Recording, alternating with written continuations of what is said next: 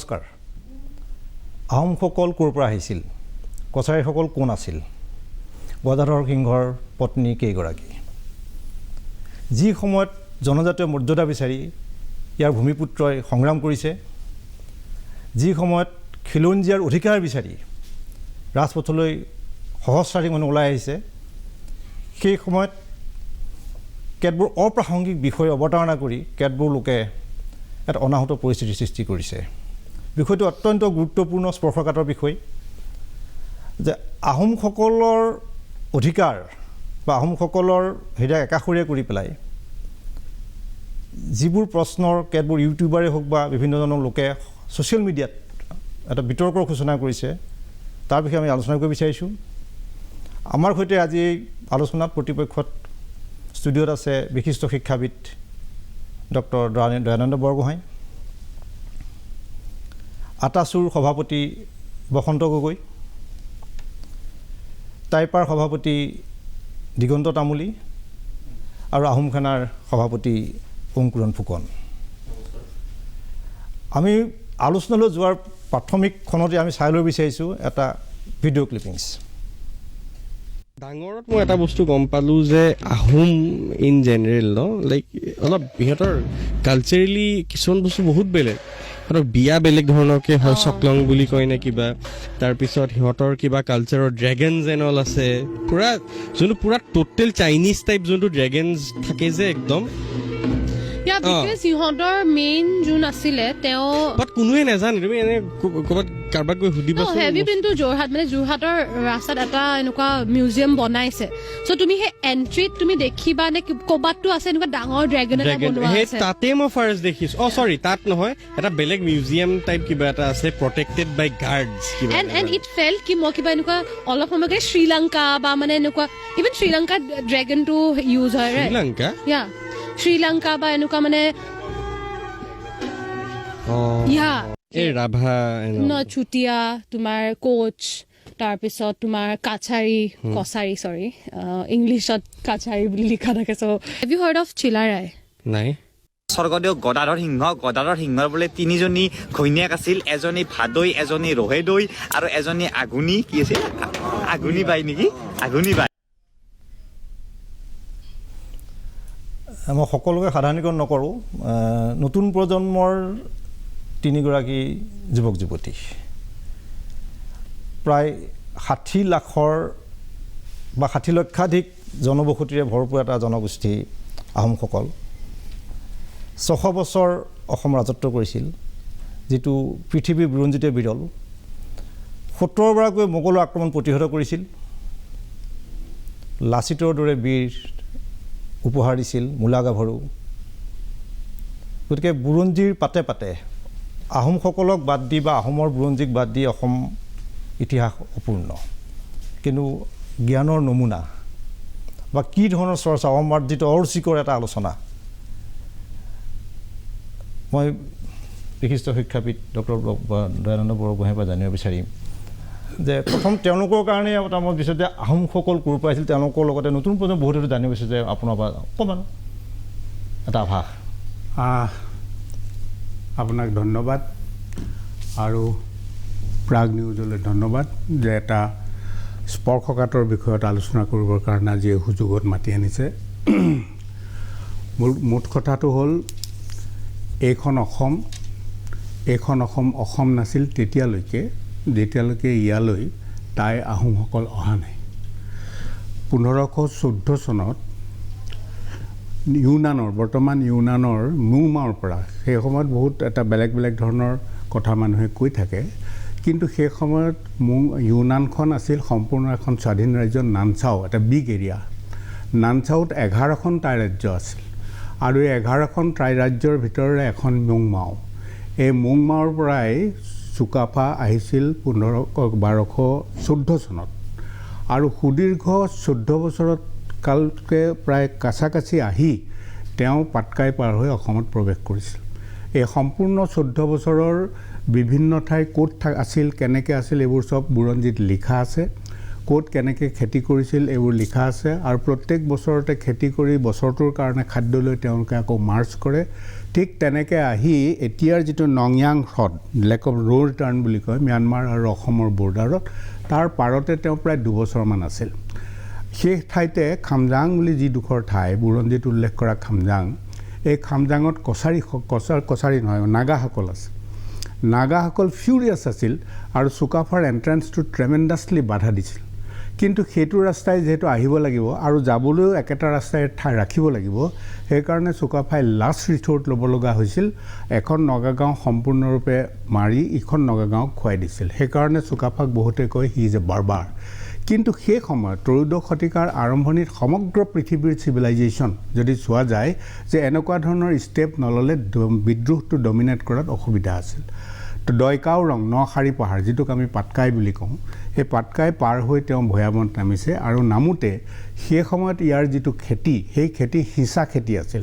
আমি এতিয়া যিটো বোকা কৰি ৰুওঁ সেই ৰোৱা খেতিটো আহোমসকলেহে ইয়ালৈ আনিছে টাই আহোমসকলেহে ইয়ালৈ আনিছে তো সেই হিঁচা খেতিও সেইটোৱে সময় আৰু তেতিয়াই পকাৰ সময় আঘোণৰ 16 আঘোণ 2 ডিচেম্বৰ তেওঁ সোণোৱালী ধাননি দেখি অট'মেটিকেলি মুখৰ পৰা ওলাইছিল তেওঁৰ মিয়ংডুন চুনখাম সোণৰ বাগিচাৰে ভৰা দেশ তেতিয়া অসমৰ সেই খণ্ডক হৌমাৰ বুলি কৈছিল আৰু সমগ্ৰ অসমক 5টা খণ্ডত বিভক্ত কৰা হৈছিল তাৰ আগত কামৰূপৰ প্ৰাগজ্যোতিষপুৰ কামৰূপ এইবোৰ নাম থকাৰ কথা প্ৰাগৈতিহাসিক ইতিহাসত আমি জানো তেওঁ ইয়াত আহি 1253 খ্ৰীষ্টাব্দত 1223 কিলোমিটাৰ খোজ কাঢ়িছে তেওঁ মিয়ংমাৰৰ পৰা কাঢ়ি 1253 খ্ৰীষ্টাব্দত চে ৰায় দয় চে নগৰ ৰায় জিলিকা দয় পাহাৰৰ ওপৰত জিলিকা নগৰ এইটো এটা যিটো ৰাস্তা সেই ৰাস্তাটো টিপামৰ পৰা বুঢ়ীডিঙেদি নামিছে ব্ৰহ্মপুত্ৰত গৈছে ইপাৰ হৈছে হাবুঙৰ পৰা আকৌ নামি দিখৌৱেদি উজাইছে শান্তক পাইছে এইটো এটা বিগ এৰিয়া তো 1253 খ্ৰীষ্টাব্দৰ ৰাজধানী পাতি তেওঁ এখন ৰাজ্য ঘোষণা কৰিছে there is no' border population তেওঁৰ লগত 9000 আহিছে 3000 তামৰ টেকেলি এটা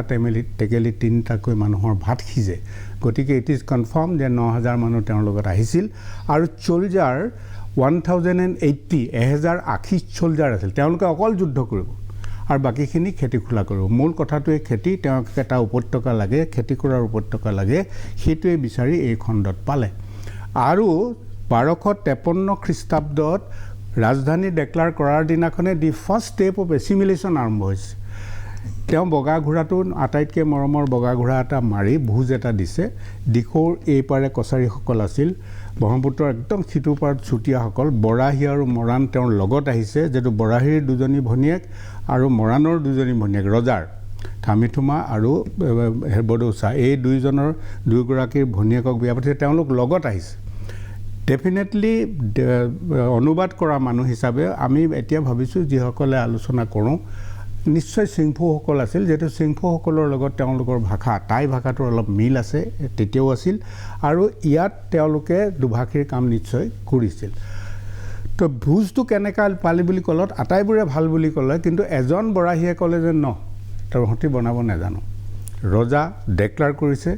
ইমান মানুহ লগত আছে 2টা হাতী আছে 300 ঘোঁৰা আছে লগত তেওঁ লাজ পাইছে কিন্তু তেওঁ লাজ পোৱাটো দেখুওৱা নাই প্ৰভোকেশ্যনটো তেওঁ নেদেখুৱাই ক'লে হয় নেকি তেতিয়াহ'লে কাইলৈ তহঁতি বনাই খুৱাবি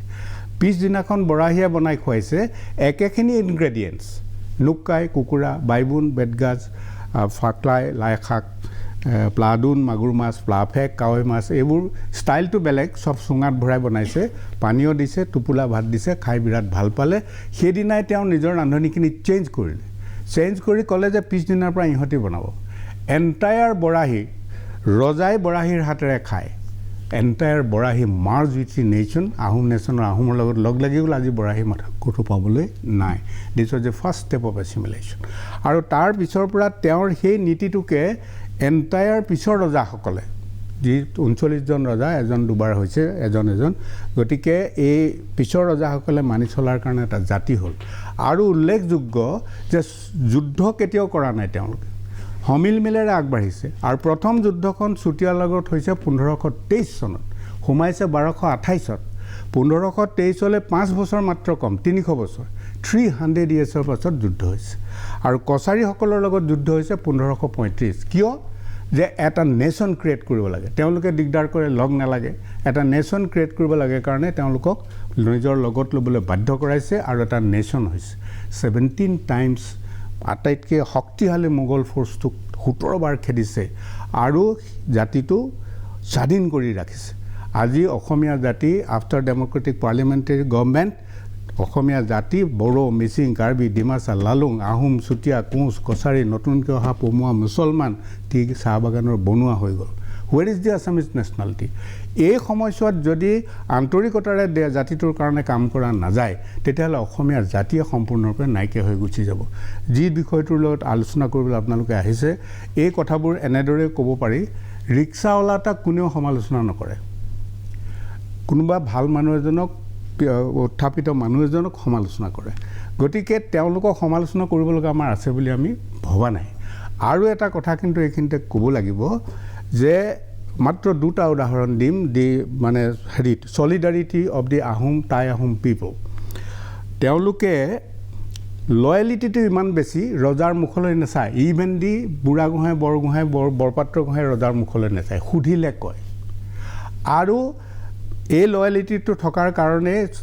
13 বছৰ আহোমৰ হিংসাখন দুবাৰ এবাৰ 4 বছৰ এবাৰ 9 বছৰ খালী হৈ আছে কোনো বেলেগ মানুহ বহা নাই বিকজ ৰাজবংশ নাই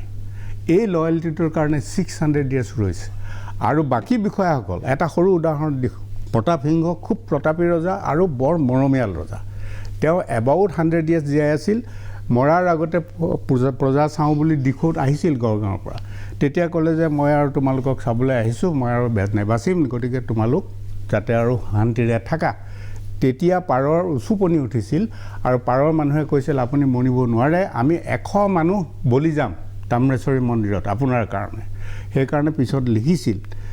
ৰজাৰ কুশল হকে প্ৰজা আহি বলি যাছে নিজ নিজ দেহাতি সোধাই এনে প্ৰজা পাবলৈকো নাই তেনেকুৱা প্ৰজা ক্ৰিয়েট হৈছিল যুদ্ধলৈ বল বুলি কয় দে ৱেৰ নট পেইড যুদ্ধলৈ বল বুলি কয় কোৱাৰ লগে লগে 10,000 বৰগোহাঁই 10,000 বুঢ়াগোহাঁই 10,000 বৰপাত্ৰ গোহাঁই বৰুৱা ফুকন 6,000 হাজৰিকা 1,000 শইকীয়া 100 বৰা 20 ফৰ্ম হৈ যায় হেৰিটো আৰু যুদ্ধলৈ আহোঁতে কেতিয়াও ঘূৰি যাম বুলি নাহে হয় মাৰিম আৰু যদি জিকো ঘূৰি আহিম এই বুলি আহে সেইকাৰণে কোনো যুদ্ধতে কেতিয়াও পিছ হুহুকা নাই 10,000 একেদিনাই মৰিছে আলাবৈত আমি নাজানো এতিয়া জাপানৰ 3জন মানুহৰ মৃতদেহ আমাৰ শিলপুখুৰী পাৰত হেৰিত আছিলে সেইটো নিবলৈ ভাৰত চৰকাৰৰ অনুমতি লৈ হাঁহখিনি লৈ গৈছে আমাৰ 10,000 মানুহ মৰিছে উই ডু নট ন এই কথাটোত আমি গভৰ্ণমেণ্টক এটা কথাই অনুৰোধ জনাম যে ইট ইজ বৰ স্পৰ্শকাতৰ বিষয় আৰু আহোমসকলে ইমান ছিনচিয়াৰ এই ছিনচিয়াৰিটিটোক আঘাত সনাটো উচিত নহয় আৰু এতিয়াও লয়েলিটিটো দি মানে যিটো গভৰ্ণমেণ্টৰ প্ৰতি আহোমৰ লয়েলিটি আছে এইটো প্ৰভোগ কৰাটো উচিত নহয় আৰু এই যিবোৰ কথাৰে এই আমাৰ ইউনিটিটো ভাঙিবলৈ যত্ন কৰিছে সেইসকলৰ ওপৰত চৌমতো ডেম'ক্ৰেটিক চেঞ্চত যাব লাগে আমি ল এবাইডিং পিপল ল ব্ৰেক কৰি আহোমসকলে কেতিয়াও নিজৰ মানে ল হাতত লোৱা নাই যদি ল হাতত ল'বলৈ যায় এটা বেলেগ ধৰণৰ কথা হ'ব আৰু গভৰ্ণমেণ্ট যেতিয়া আছে ইট ইজ হেৰি গভৰ্ণমেণ্ট এটা ৱেলফেয়াৰ গভৰ্ণমেণ্ট এখন আছে তেওঁলোকে এনেকুৱাবোৰ কথাত মনোযোগ দিব লাগে ধন্যবাদ মই আটাচুৰ সভাপতি যুৱ প্ৰজন্মৰ এজন নেতা ছাত্ৰ নেতা বসন্ত ৰঘুৰ পৰা জানিব বিচাৰিম যে আহোম সম্পৰ্কত এটা 600 বছৰীয়া সোণালী ইতিহাস থকা এটা জনগোষ্ঠী ক'ৰবাত বুৰঞ্জীৰ আমি যি ধৰণে থাকিব লাগিছিল আজি সেই ধৰণে হয়তো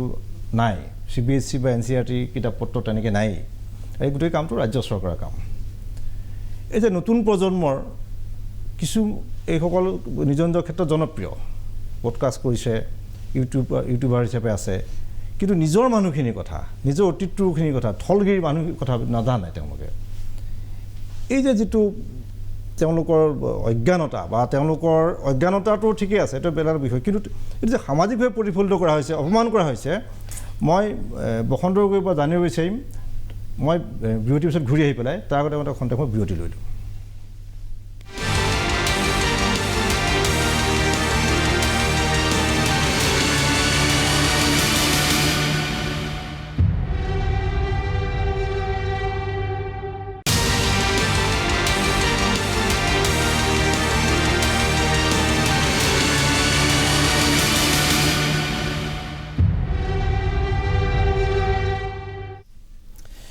বসন্ত গগৈ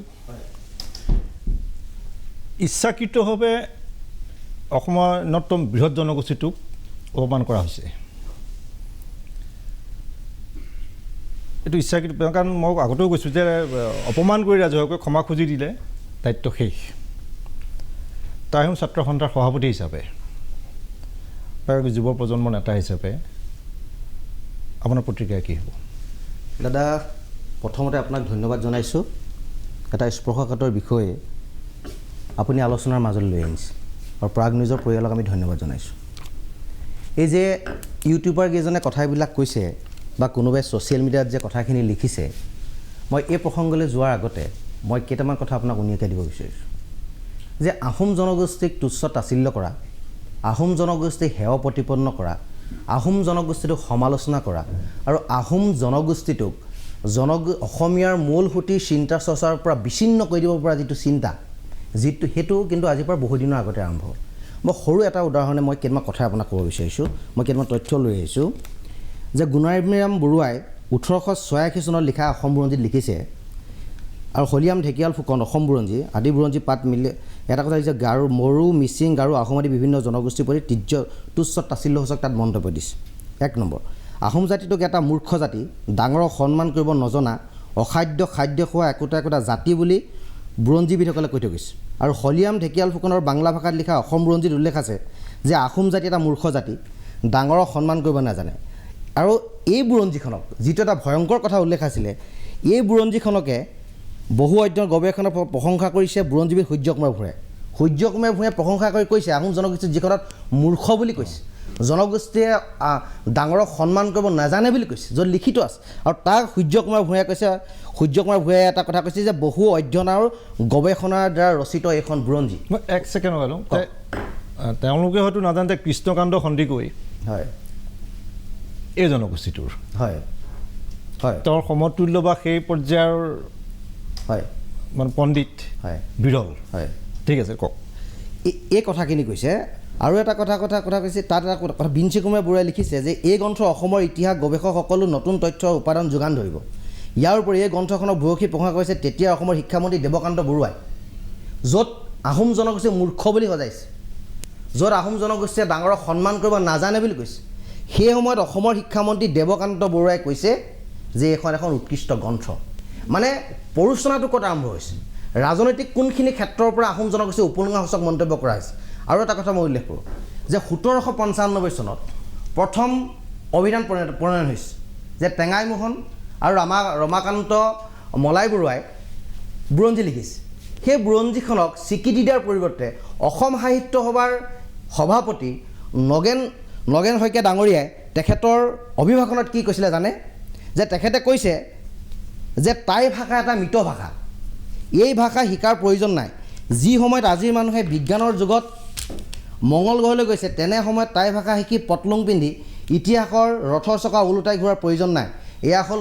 নগেন শইকীয়াৰ তেখেতে অসম সাহিত্য সভা অভিভাষণত দিয়া তেওঁৰ কথা। এতিয়া আমাৰ প্ৰশ্নটো হ'ল যে অসমীয়া এইসকল মানুহে যিসকলে বুৰঞ্জী প্ৰণয়ন কৰিছিলে,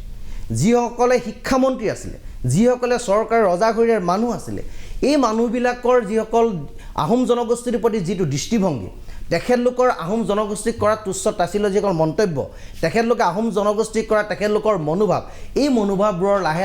লাহে বহিঃপ্ৰকাশ ঘটিছে। আৰু বহিঃপ্ৰকাশ ঘটাৰ কাৰণে মই আৰু এটা কথা আপোনাক মই তথ্যভিত্তিক কথা এটা ক'ব বিচাৰিছোঁ। সিদিনা যোৰহাটত এজন ব্যক্তিয়ে কৈছে, মই আপোনাক অকণমান মই সময় লৈছোঁ দাদা। যোৰহাটত এজন ব্যক্তিয়ে কৈছে, ইয়াত লিখিছে সঞ্জীৱ সভাপণ্ডিতে কৈছে যে বুৰঞ্জীত থকা জয়মতীৰ কোনো অস্তিত্ব নাই, চুকাফা কোনো যোদ্ধা বা বীৰ নাছিল। এইটো সঞ্জীৱ সভাপণ্ডিতে তাত লিখিছে। গতিকে এই ধৰণৰ কথা বতৰাবিলাক কোৱাৰ পাছত নৱপ্ৰজন্মৰ কিছুমান মানুহে এই কথাটো ভাবি লয় যে আহোম জনগোষ্ঠীক যদি টাৰ্গেট কৰিব পৰা যায়, আহোম জনগোষ্ঠীক যদি অসমৰ ইতিহাসৰ পাতৰ পৰা যদি নাইকিয়া কৰি দিব পৰা যায়, ক'ৰবাত নহয় ক'ৰবাত কাৰোবাৰ মুনাফা এটা আদায় হ'ব। কিন্তু মই এটা কথা ক'ব বিচাৰিছোঁ, আহোম জনগোষ্ঠীটোক এইদৰে টাৰ্গেট কৰি আহোম জনগোষ্ঠীৰ যিসকল অৱদান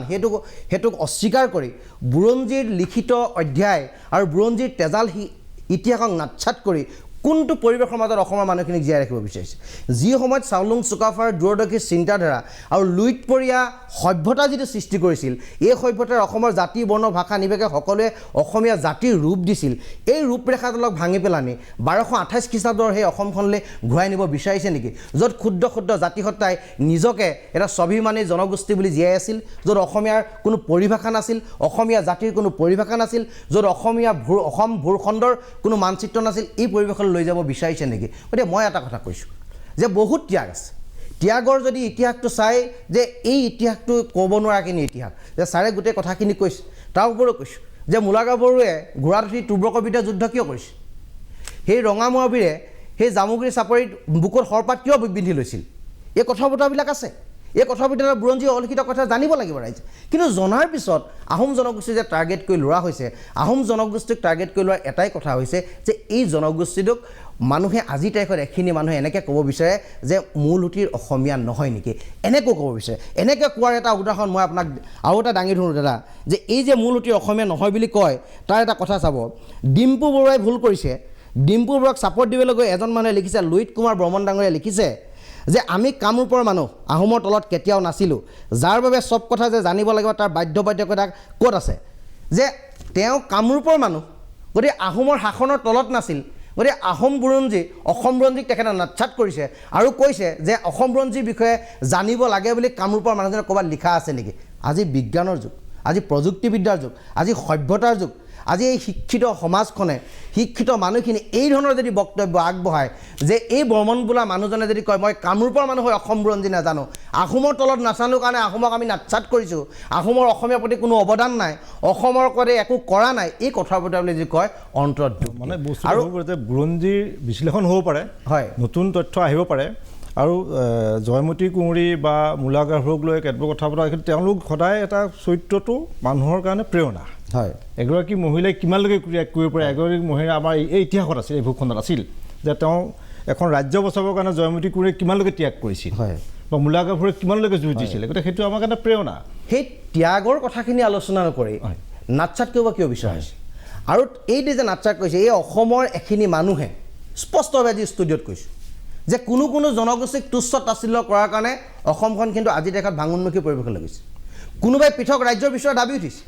কোনোবাই অসমীয়া লগত আজি বহুতো জনগোষ্ঠী এনেকুৱা আছে তুমি অসমীয়া বুলি নকয় মই আমুক জনগোষ্ঠীৰ মানুহ বুলি কয় তাৰ পিছত অসমীয়া বুলি কয় এই প্ৰশ্নটো আহোম জনগোষ্ঠীৰ মাজত আহিব নেকি এই প্ৰশ্নটোৰ কাৰণে আহোম জনগোষ্ঠী দায়ী হ'ব নেকি 55 লাখৰ ওপৰৰ আহোম মানুহখিনি যদি এনেকৈ তুচ্ছ তাচ্ছিল্য কৰা যায় চৰকাৰ গণতান্ত্ৰিকভাৱে থকা চৰকাৰখনে যদি এই ক্ষেত্ৰত কোনো বিহিত ব্যৱস্থা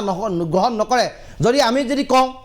যে সনাতনী সভ্যতা সংস্কৃতিৰ প্ৰতি আমাৰ বিতৃষ্ণা হৈছে আমি 55 লাখ ওপৰ আহোম মানে আমি ফুৰালুং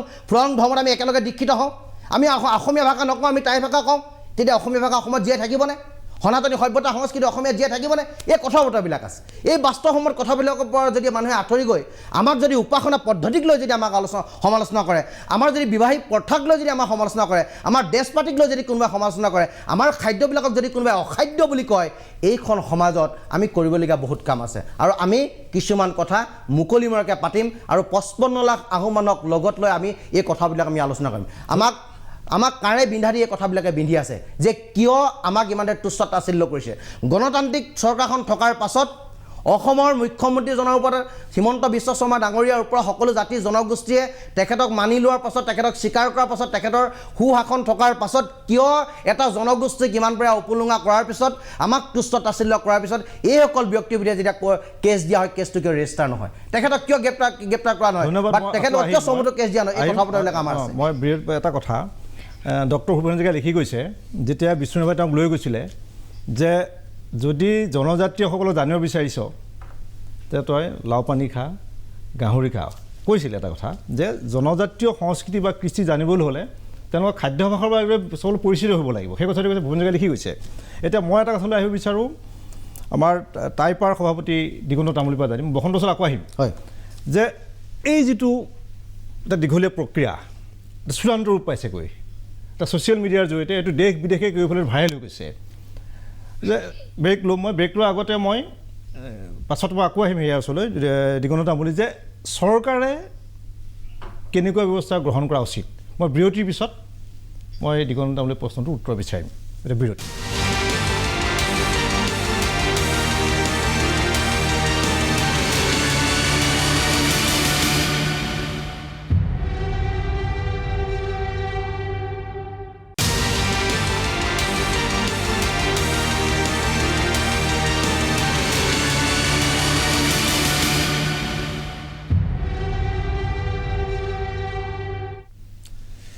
দিগন্ত তামুলী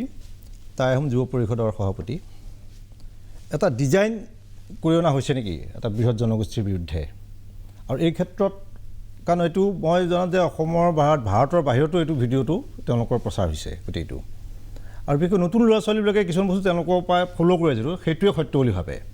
যে এই বিষয়টো নোহোৱা কৰিবৰ কাৰণে বিষয়টোৰ পৰা পৰিত্ৰাণ পাবৰ কাৰণে চৰকাৰৰ ফালৰ পৰা বা তাই পাই কেনেধৰণৰ ব্যৱস্থা লোৱাটো বিচাৰে বা আপোনালোকে কেনেধৰণৰ ব্যৱস্থা লৈছে নাই আচলতে এই যিখিনি কথা ধাৰাবাহিকভাৱে হৈ আছে এতিয়া শেহতীয়াকৈ যুৱ প্ৰজন্মৰ এই তিনিগৰাকী ইউটিউবাৰে কোৱা কথাটো আজিৰ তাৰিখত সামাজিক মাধ্যমত এটা খলকনি উঠাৰ কাৰণে বিষয়টো বৰ্তমান চৰ্চিত হৈ আছে তো আমি যদি ইয়াৰ আগৰ প্ৰেক্ষাপটবিলাক চাওঁ খুব সন্তৰ্পণে কিছুমান কাম হৈ আছে আৰু প্ৰত্যেকটো ক্ষেত্ৰত আমি দেখোঁ এই গৰ্গ চেটাৰ্জী হওক বহুকেইজনৰ নাম ইতিমধ্যে উল্লেখ হৈছে আজি টক শ্ব'ত ইয়াত কি হৈছে যে সন্তৰ্পণে কিছুমান কাম হৈ আছে আৰু প্ৰথমে তেওঁলোকে বিৰূপ মন্তব্য কৰে বা হেয় প্ৰতিপন্ন কৰিবৰ কাৰণে চেষ্টা কৰে আৰু তাৰ পাছৰ পৰ্যায়ত তেওঁলোকে ক্ষমা খুজি থৈ দিয়ে মানে প্ৰতিবাদ হ'লে ক্ষমা খুজি থৈ দিয়ে মানে এই গোটেই প্ৰক্ৰিয়াটোৰ পৰা এনেকুৱা লাগিছে যে এইটো মানে সাৱধানে কৰা অনিচ্ছাকৃত ভুল যদি আমি খুব চমুকৈ ক'বলৈ যাওঁ সাৱধানে কৰা অনিচ্ছাকৃত ভুল নাই মই অনিচ্ছাকৃত বুলি কৈছোঁ কাৰণ এইকাৰণে ক'বলগীয়া হৈছে অনিচ্ছাকৃত তেওঁলোকে সদায় কয় যে এইটো আমাৰ অনিচ্ছাকৃত ভুল বুলি কয় কিন্তু ভুলটো সাৱধানে কৰে সচেতনভাৱে কৰে গতিকে সেইকাৰণে এইটো এটা ফ্ৰেমড মানে যিটো আপুনি কৈছে এইটো এটা ফ্ৰেমড গতিকে এই কথাটো আৰু এটা কথা হ'ল যদি ডাঙৰ সভা এখনত বক্তা এজনে কথা কোৱাৰ আগত মাইকটো অকণমান টেষ্ট কৰি লয় যে কথাটো কোৱাৰ আগত টকুৰিয়াই চাই বা হেল্ল' বুলি বা এনেকুৱা ধৰণৰ শব্দ এটা কৰি ঠিকে আছে নে চাউণ্ডটো পৰীক্ষা কৰি চায় আৰু চাউণ্ডটো পৰীক্ষা কৰাৰ পাছত চাউণ্ডটো যদি সঠিক পায় তেতিয়া তেওঁ মূল কথাখিনি ক'বলৈ আৰম্ভ কৰে এতিয়া এই বিষয়বিলাকক আমি চাইছোঁ যে আহোম জাতিটোক টুকুৰিয়াই কোনোবাই খুব সাৱধানে পৰীক্ষা কৰি আছে নেকি যে আহোম জাতিটোক আমি শেষ কৰিব পাৰিম বা আহোম জাতিৰ যিখিনি হেৰি আছে যিখিনি কৃতিত্ব আছে আমাৰ পূৰ্বপুৰুষসকলে যিখিনি কাম কৰি থৈ গ'ল যাৰ কাৰণে আজি অসম আৰু অসমীয়া গৰ্বে থিয় হৈ আছে এইখিনিক নক্সাত কৰিব পাৰি নেকি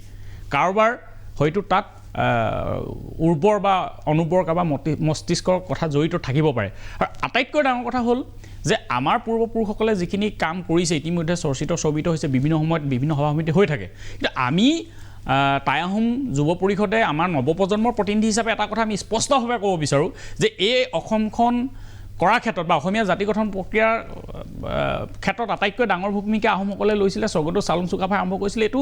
কাৰো অবিদিত নহয় আৰু তেখেতসকলে কৰা এই কামখিনিৰ কাৰণে আমি আজি তাৰিখত কৃতিত্ব দাবী কৰি এতিয়া আপোনালোকে গোটেই যে এই ধৰণৰ যিটো সেই কথাটোলৈ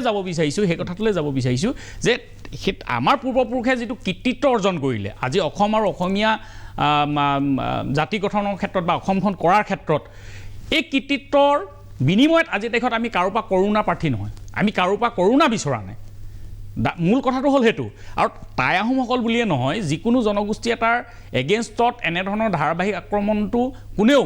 না সমাজ না চৰকাৰ কোনেও এইটো সহ্য কৰিব পৰা বিষয় নহয় আজি আহোমেই হওক বা অন্য জনগোষ্ঠীয়ে হওক কোনো এটা জনগোষ্ঠীৰ বিপৰীতে যিবিলাক কাম কাজ হ'ব এই ধাৰাবাহিক কাম কাজৰ ক্ষেত্ৰত সমাজ আৰু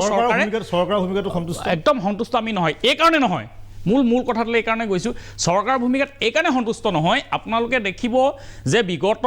আমি ধাৰাবাহিকভাৱে যদি দেখাওঁ টাই আহোম যুৱ পৰিষদে হওক অন্যান্য সংগঠনবিলাকে হওক এনেধৰণৰ বিৰূপ মন্তব্য কৰা বহু মানুহ বিগত যোৱা 10-12টা বছৰত বহু মানুহ আছে আনকি সংবাদ মাধ্যমৰ কৰ্মী আছে ব্যৱসায়ী আছে কবি আছে কোনোবা লেখক আছে কোনোবা শিক্ষক আছে কোনোবা শিল্পী আছে আৰু শেহতীয়াকৈ ইউটিউবাৰ বিভিন্ন মানুহৰ এগেইনষ্টত বহু কেছ দিয়া হৈছে কিন্তু এজনো আজি তাৰিখত এৰেষ্ট হোৱা নাই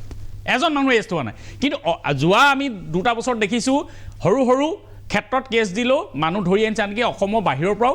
অসমৰ লগত সম্বন্ধ নথকা মানুহকো গ্ৰেপ্তাৰ কৰি আনিছে অভিযোগ দিয়াৰ পাছতো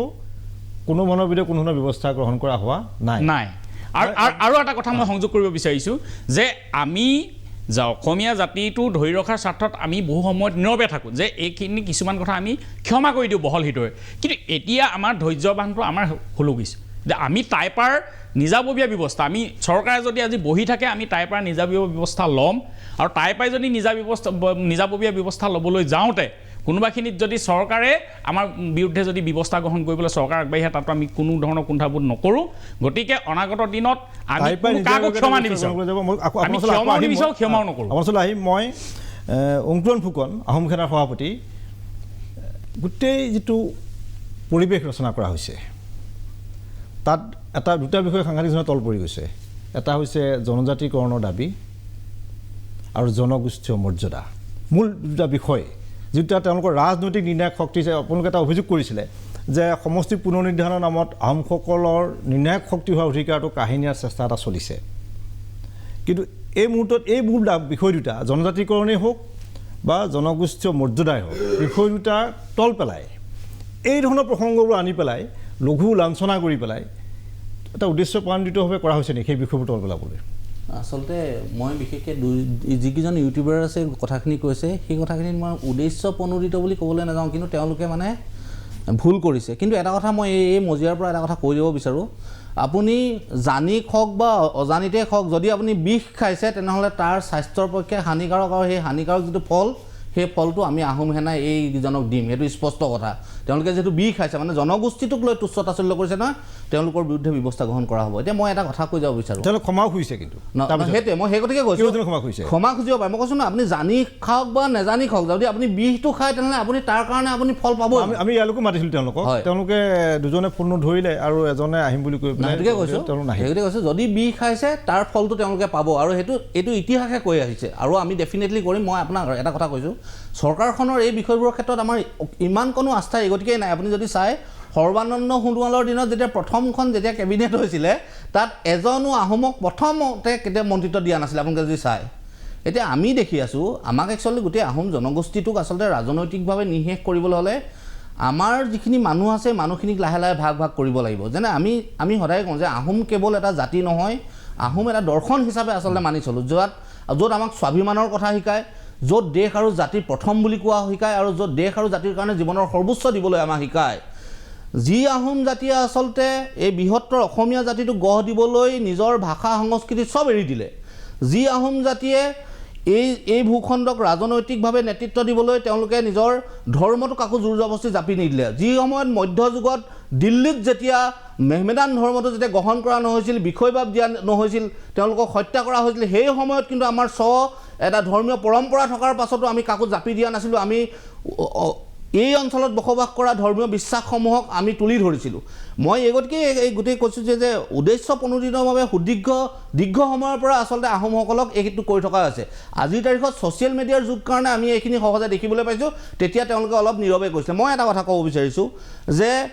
যিকেইখন সত্ৰত আচলতে আহোমে ৰাজকীয় মৰ্যাদা প্ৰদান কৰিলে সেই সত্ৰকেইখনত আজিলৈকে আহোমৰ এজনো ৰজাৰ মৃত্যু তিথি হওক বা কিবা অনুষ্ঠান উদযাপিত হোৱা দেখিছে নি কেতিয়াও সত্ৰকেইখনত কৰা নাই কিন্তু সেই সত্ৰত যিমানবোৰ সত্ৰাধিকাৰ আছে মৃত্যুৰ পাছত তেওঁলোকৰতো বছৰীয়া কৰ্ম এখন পাতে আপোনালোকে প্ৰত্যেকটো সত্ৰত দেখিব সেই গতিকে তেওঁ মানে প্ৰত্যেকটো ক্ষেত্ৰতে ধৰ্মীয় অনুষ্ঠানবোৰৰ ক্ষেত্ৰতে হওক যে আজিৰ তাৰিখত আপুনি গুৱাহাটীত আছে গুৱাহাটীৰ যদি আপুনি উমানন্দলৈ যায় উমানন্দ এই মন্দিৰটো কোনে নিৰ্মাণ কৰিছিলে বুলি ক'লে তেওঁলোকে এটা কাল্পনিক কাহিনী এটা ক'ব যে তাত উমা পাৰ্বতীয়ে নৃত্য কৰিছিলে নিজে এইডোখৰ উঠি আহিছিলে কিন্তু গদাধৰ সিংহই যে এইটো নিৰ্মাণ কৰিছিলে সেইটোতে তাৰ পণ্ডিতসকলে ক'ব নিবিচাৰে তাত এখন ফলক নাই আচলতে গোটেই আহোম জাতিটোৰ যিমানখিনি ঐতিহ্যমণ্ডিত আচলতে মনুমেণ্ট আছে মনুমেণ্টখিনি যদি ধ্বংস হৈ যায় বা নিঃশেষ হৈ যায় তেতিয়া জাতিটো নাইকিয়া হৈ যাব বুলি ভাবে কিন্তু সেইটো তেওঁলোকৰ মানে গোটেই ব্যৱস্থাটোৰ এটা ভ্ৰান্ত ধাৰণা এই গতিকে মই কৈছোঁ আহোম অসমীয়া জাতি জীৱনৰ যিটো জনক চাওলুং চুকাফাৰ কথা আজিৰ দেশত আমি কওঁ যে এইখন অসম হয় এইখন অসমত শংকৰ আজানৰ দেশ বুলি কওঁ তাত কিন্তু আমি চাওলুং চুকাফাৰ কথা নকওঁ বা বিজ্ঞ সমাজে ক'বলৈ চেষ্টা নকৰে মানে কি উপেক্ষা কিয় তেতিয়াৰ পৰা উপেক্ষা কৰি আছে ক্ৰমাগতে উপেক্ষা কৰি আজিৰ তাৰিখত ছ'চিয়েল মিডিয়াত আচলতে যিসকলে লাখ লাখ ফলোৱাৰ্ছ আছে তেওঁলোকৰ যোগেদি এই ব্যৱস্থাটো আছে তথ্য বিভ্ৰাটভাৱে তেওঁলোকক লৈ যাবলৈ দিয়া হৈছে যাতে মানুহখিনিয়ে কথাখিনি বুজি নাপায় এতিয়া আমাৰ কথা হৈছে যে আমি আচলতে এই মানুহখিনিৰ বিৰুদ্ধে যিটো ব্যৱস্থা ল'ম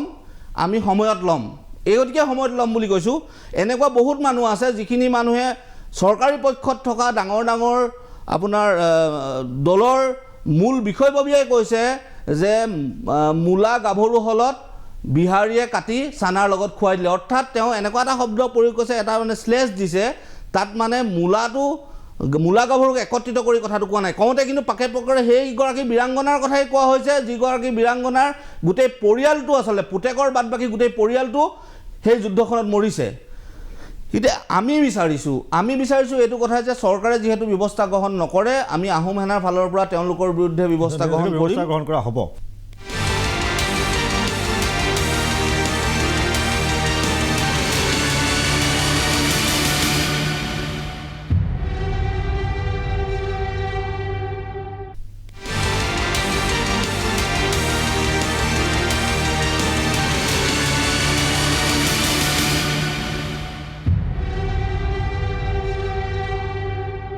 মই বিশিষ্ট শিক্ষাবিদ ডক্টৰ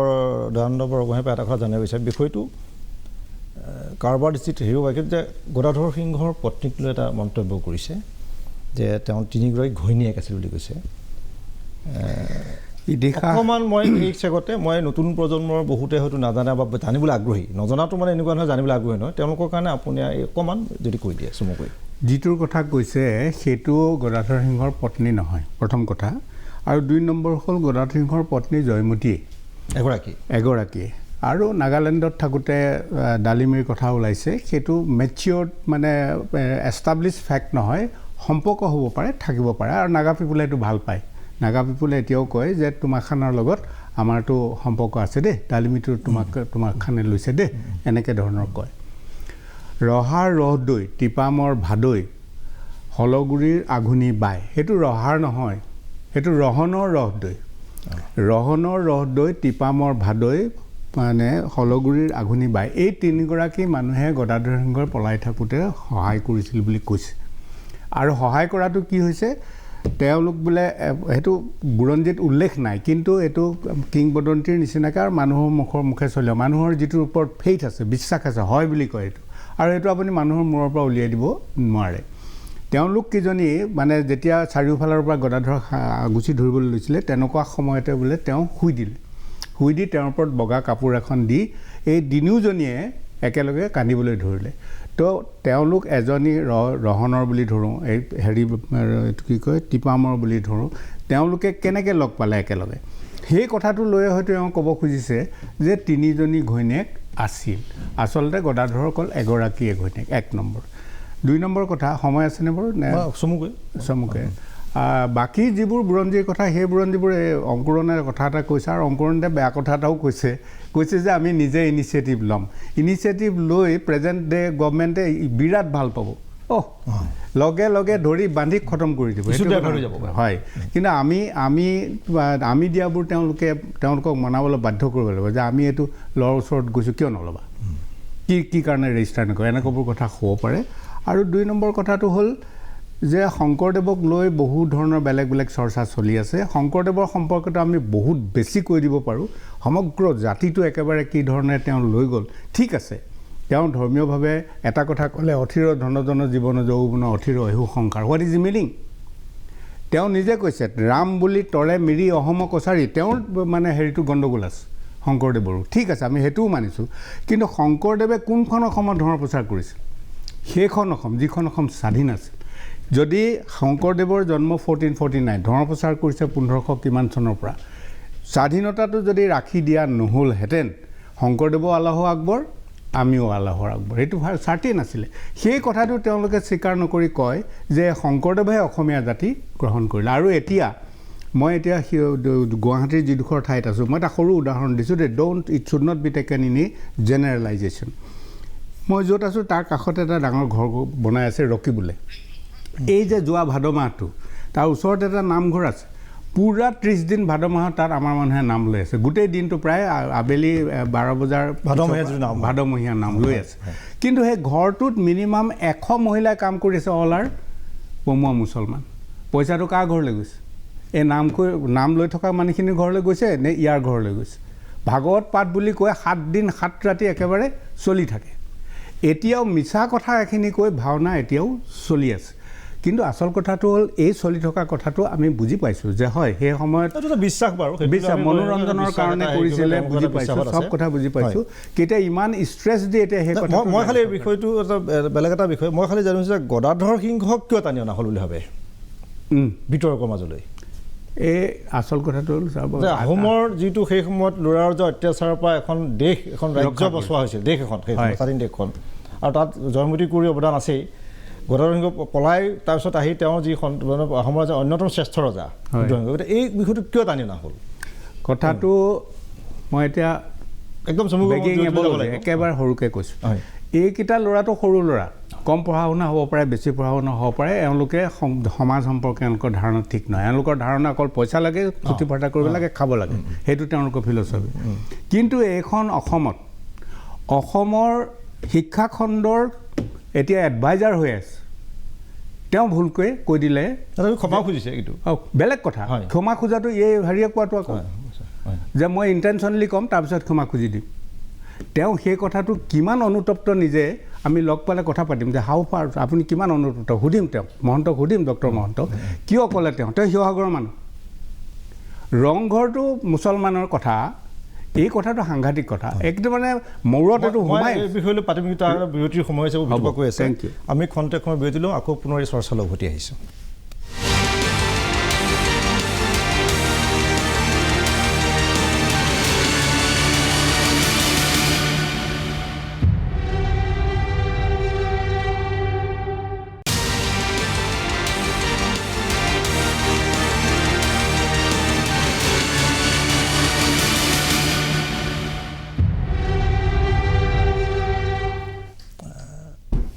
জাতীয় স্বাভিমান তথা জনজাতিকৰণ আৰু জনগোষ্ঠীয় মৰ্যাদা এই প্ৰসংগবোৰ ৰাজনৈতিকভাৱে আলোচনা হোৱাটো উচিত সময়ত মান অপমানৰ কথাবোৰ আছে সেইবোৰ উত্তৰ দিয়া হ'ব ৰাজনৈতিক অধিকাৰৰ বাবে এই বিষয়কেইটাৰ ক্ষেত্ৰত মই যিটো আটাইকেইজন নেতাই আছে মই আপোনালোক প্ৰথম জানিছোঁ চমুকৈ চাওক জনজাতিকৰণ ইজ এ পলিটিকেল ডিমাণ্ড এইটো ৰাজনৈতিক দাবী ৰাজনৈতিক দাবীটো কি যে জনজাতিকৰণ কৰিলে অসম বচাব লাগে যদি জনজাতিকৰণ এই 6টা জনগোষ্ঠীক কৰা গ'লহেঁতেন তেতিয়াহ'লে অসমৰ প্ৰায় 70+70টাতকৈ বেছি ছিট ৰিজাৰ্ভ হয় tribals without declaring it is a tribal state হৈ যায় এক নম্বৰ কথা বৰাক থাকিলে মানে বৰাক নাথাকিলে অলপ কথাটো বেলেগ ধৰণৰ হ'ব এতিয়া কথাটো হ'ল যে এই পলিটিকেল দাবীটো তেওঁলোকে অসম বচোৱাৰ ক্ষেত্ৰত এতিয়া ভাবি থকা নাই তেওঁলোকে প্ৰেজেণ্ট গভৰ্ণমেণ্টে যিটো লাইনত গৈছে সেইটো হিন্দু মুছলিমৰ লাইনত গৈছে যে হিন্দু কৰি বচাব লাগিব আহোমবোৰ হিন্দু বুলি স্বীকাৰ কৰিব লাগে সেইটো আহোমে হাঁহটো দি আহে পূজাত বাটতে লগ পালে আমাৰ ঘৰত নাম কীৰ্তন গ'ল নাম কীৰ্তনলৈ কৃষ্ণৰাম নাৰায়ণ কৰি ঘূৰি আহিলে টোপোলাটো লৈ আৰু লগতে আটাই ক'লে আমাৰ ঘৰত আজি শলিতা লগাবলৈ গ'ল আহোমৰ কি ধৰ্ম সি হিন্দু কেনেকৈ হ'ল তেওঁ কোনোবাই জোৰ জবস্তি মই হিন্দু হ'লোঁ বুলি কৈ দিলে নহ'বতো বাকী ট্ৰাইবেলবোৰৰ একে অৱস্থা এক নম্বৰ 2 নম্বৰ কথাটো হ'ল যে এই জনজাতিকৰণটো যেতিয়া বাদ দিয়া গ'ল এতিয়ালৈকেতো এই ক্ষেত্ৰত গভৰ্ণমেণ্টৰ কোনো ধৰণৰ নকৰে বুলি ভাবিছোঁ যিহেতু ৰাজ্যসভাত পাছ কৰাৰ পিছতে এইটো ৰাখি দিলে সেইটো গভৰ্ণমেণ্টৰ মানে উইল ফ'ৰ্চটো নাই তাত যিটো কৰিম কেনেকৈ কৰিব তেওঁলোকে মানে হিন্দু বুলি কৈ ৰাখিম বুলি ভাবিছোঁ জাতিটো সেইটো বেলেগ কথা হিন্দু একদম একেবাৰে কওঁ এই যিটো প্ৰচেষ্টা এই প্ৰচেষ্টাটোৰ যোগেদি আহোমসকল টাই আহোমসকলৰ ওপৰত যে এটেকটো আছে আপোনাক এটা উদাহৰণ দিলোঁ 47ত স্বাধীনতা পাইছে 52 গভৰ্ণমেণ্ট কৰিছে 67ত ডেপুটি মিনিষ্টাৰ এজন দিছে আহোমৰ এতিয়া মই বসন্তলৈ যাম যে এই বসন্ত যে এতিয়া কি মানে ৰাজনৈতিকভাৱে কেনেকুৱা ধৰণৰ লাভান্বিত হৈছে বুলি মানে জনগোষ্ঠীটো নাই ৰাজনৈতিকভাৱে আহোম জনগোষ্ঠীৰ লাভান্বিত একো হোৱাই নাই প্ৰথম কথা আৰু এতিয়া এনেকুৱা ৰাজনৈতিক অধিকাৰ সুৰক্ষিত আমি ৰাজনৈতিকভাৱে সুৰক্ষিত নহয় আমি ৰাজনৈতিকভাৱে কেনেকৈ সুৰক্ষিত যদি আমি ৰাজনৈতিকভাৱে সুৰক্ষিত হ'লোঁ হয় তেতিয়াহ'লে সমষ্টি ডিলিমিটেশ্যনৰ নামত উজনি অসমৰ 15টা ছিটত আমাৰ প্ৰভুত্ব বা কিয় কমাই অনা হ'ল খুদ শিৱসাগৰ সমষ্টি আহোম দিগন্ত তামুলী ইয়াৰ পিছত স্বাভিমান আৰু জনগোষ্ঠীয় মৰ্যাদা বা জনজাতিকৰণৰ ক্ষেত্ৰত নহয় আমি আমাৰ যি অধিকাৰ আমাৰ যি স্বাভিমান তাৰ কাৰণে আমি সংগ্ৰাম কৰি আছোঁ আমি সংগ্ৰাম কৰি যাম আমি কাৰো কৰোণা প্ৰাৰ্থী নহয় আগতে কৈছোঁ আমি কৰোণা প্ৰাৰ্থী নহয় আমাৰ সংগ্ৰাম অব্যাহত থাকিব অংকুৰণ ফুকনক মই জানিব বিচাৰিম যে বাৰে এই জনগোষ্ঠীয় মৰ্যাদা বা জনজাতিকৰণৰ দাবী উঠি পেলাই আপোচ কৰিবলৈ এটা অভিযোগ উঠিছে দাবী কৰা নেতাসকলৰ পৰাই মানে অভিযোগ মানে আপোচ কৰিবলৈ এটা অভিযোগ উঠিছে আচলতে কথাটো এনেকুৱা নিচিনা লাষ্ট আমি CM-ৰ লগত যিখন মিটিং হৈছিলে সেইখনেই হয়তো CM-ৰ কাৰণে সৰ্বকালৰ এনেকুৱা মিটিং যিখনত আমি উৰাই ঘূৰাই তেওঁক ধৰিছিলোঁ এই কথাখিনিয়ে ধৰিছিলোঁ ঠিক আছে তেওঁ কৈছে যে আমাৰ সদিচ্ছা আছে কিন্তু আমি মানে দিব পৰা অৱস্থাত এতিয়া নাই, যিহেতু কেন্দ্ৰীয় বিষয়। তেতিয়া আমি CM-ক কৈছিলোঁ যে আপোনাৰ যদি নিজৰ হাতত থকা বিষয় মৰাণ মটক কোচ ৰাজবংশীক আপোনালোকে অট'নমাছ কাউন্সিল দিলে, তেনেহ'লে ৰাতিটোৰ ভিতৰতে আপুনি এখন কেবিনেট বহুৱাই আহোম জনগোষ্ঠীটোক আপুনি দিয়ক, অট'নমাছ কাউন্সিলখন দিয়ক, সেইটোতো আপোনাৰ হাতত থকা বিষয়, আপুনি দিয়ক। তেতিয়া তেওঁ ক'লে যে আমি এই বিষয়খিনি আলোচনা কৰি ল'ম, পীযুষ হাজৰিকাৰ লগত 10 দিনৰ ভিতৰত এখন মিটিং বহুৱাম, আৰু লগতে জনজাতিকৰণৰ যিটো বিষয়, এই বিষয়টো আমি গৃহমন্ত্ৰীৰ লগত, আমাৰ প্ৰতিনিধিৰ লগত আৰু ৰাজ্য চৰকাৰৰ তেওঁ উপস্থিত থাকিব, গৃহমন্ত্ৰীৰ লগত তেওঁ সাক্ষাৎ কৰাই দিম বুলি ক'লে। কিন্তু আজিলৈকে সেইটো একো নহ'ল। মানে গোটেই বিষয়টো হৈছে যেতিয়াই মানুহখিনি তেওঁলোকৰ বিৰুদ্ধাচৰণ কৰে, লাহে লাহে বিষয়টো আলোচনা কৰিব বিচাৰে, আকৌ শেষ হৈ যায়। নিশ্চয় এতিয়া লোকসভা নিৰ্বাচনৰ পাকখনত আকৌ তেনেকুৱা এখন কিবা নাটক হ'ব, কিন্তু এইবাৰ নাটক কৰিবলৈ দিয়া নহ'ব। 80 বা 90 দিন আছে লোকসভা নিৰ্বাচন, আমাৰ মানে অনুষ্ঠান প্ৰায় শেষতো উপনীত হৈছোঁ যে 80 বা 90 দিন আছে। তাৰ পাছত দিল্লীলৈ লৈ যোৱা হ'ব, এখন বৈঠক হ'ব, প্ৰতিশ্ৰুতি দিয়া হ'ব, গতিকে তাৰ পৰৱৰ্তী সময়ত আকৌ ধৰণৰ এনেকুৱা ধৰণৰ বিতৰ্ক কিছুমান সৃষ্টি কৰা হ'ব, কৰি পেলাই আকৌ স্বাভিমানক আঘাত দিয়া হ'ব। এতিয়া আমি ভাবিম যে এটা সুচিন্তিত সুপৰিকল্পনাৰে আগবঢ়ক, অসমৰ ভূমিপুত্ৰ বা থলগিৰিয়ে নিজৰ অধিকাৰ লাভ কৰক। আজিলৈ প্ৰতিপক্ষ ইমানতে সামৰিছোঁ। নমস্কাৰ।